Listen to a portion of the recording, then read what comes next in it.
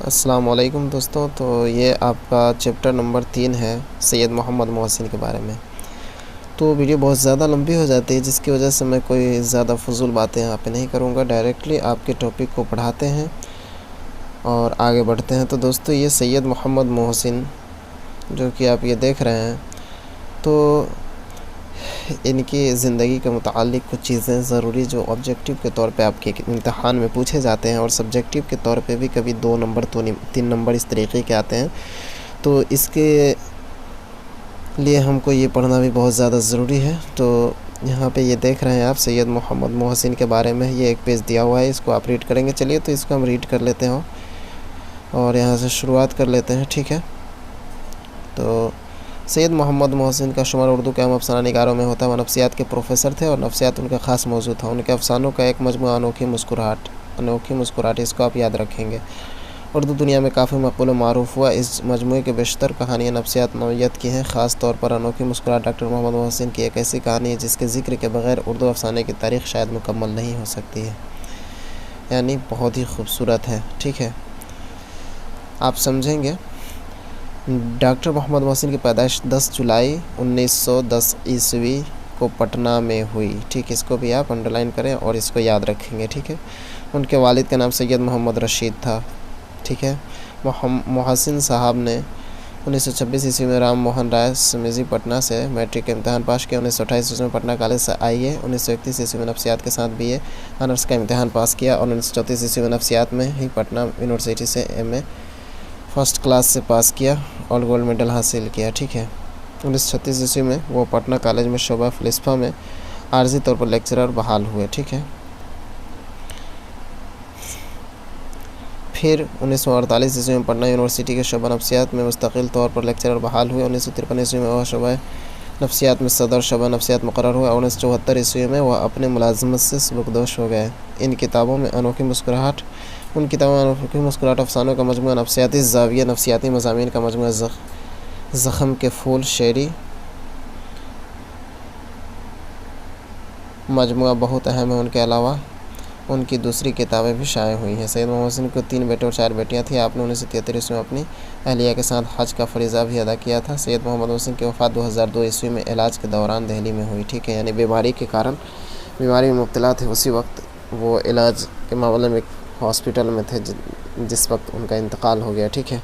तो इनकी ज़िंदगी के मुतालिक चीज़ें थी जो मैंने आपको बताया, उसमें से आप ये याद करेंगे। आप इसके पढ़कर अपने ज़हन नशीं ज़रूर कर लेंगे इसके जो सवालात हैं। चलिए अब आगे चलते हैं। अब ये फ़रार है, ठीक है, जो कि डॉक्टर मोहम्मद मोहसिन साहब ने लिखा है, ठीक है।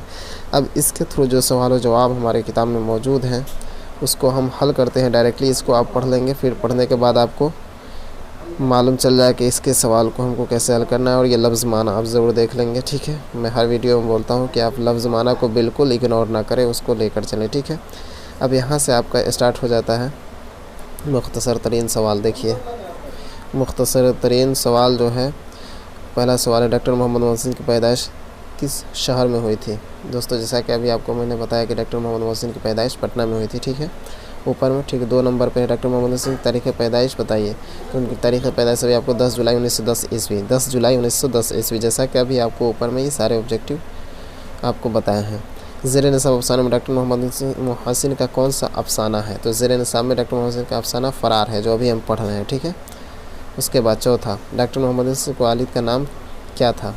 तो उनके वालिद का नाम सैयद मोहम्मद रशीद था, ठीक है। ये भी अभी आपने ऊपर देखा है, ठीक है। अब चलते हैं 5वां पे।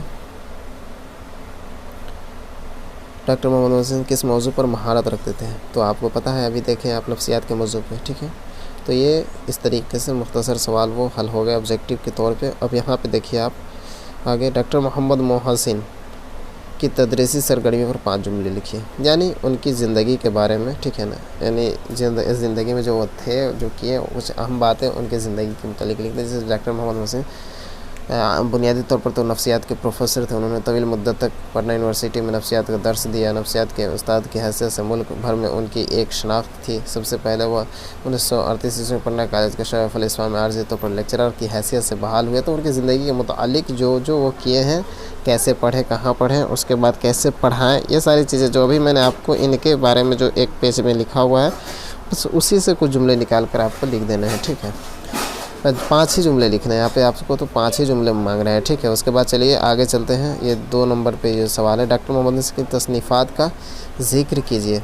तसनीफ़ात यानी जो उन्होंने लिखे हैं जो चीज़ें, उनका ज़िक्र मांगा जाता है। तो डॉक्टर मोहम्मद मोहसिन ने अपने 26 साल की तवील तदरीसी मुलाज़मत में तदरीसी खिदमात के साथ नफ्सियात के मौजू पर कई तजुर्बात किए और कई किताबें लिखी हैं, ठीक है। यानी वो कई किताबें लिखी हैं और नफ्सियात की दुनिया में क़बूलियत आम हासिल की। उनकी तसानीफ़ में एक उनके अफ़साने का मजमूआ अनोखी मुस्कुराहट है, जैसा कि अभी आपको बताया था कि इसको अंडरलाइन कर लीजिए।